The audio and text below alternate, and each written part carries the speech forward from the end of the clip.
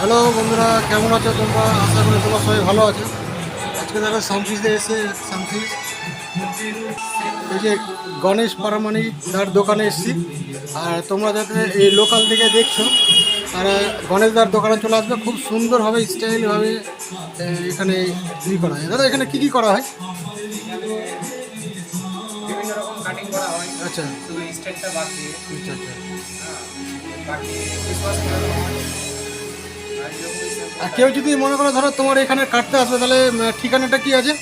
এটা হলো শ্রীপুর রেলগেট। আচ্ছা আচ্ছা, গণেশের কাছে চলে এসো তোমরা। খুব সুন্দরভাবে দেখতে হবে, খুব ভালোভাবে হেয়ার কাটিংটা এবং সেভিং করে।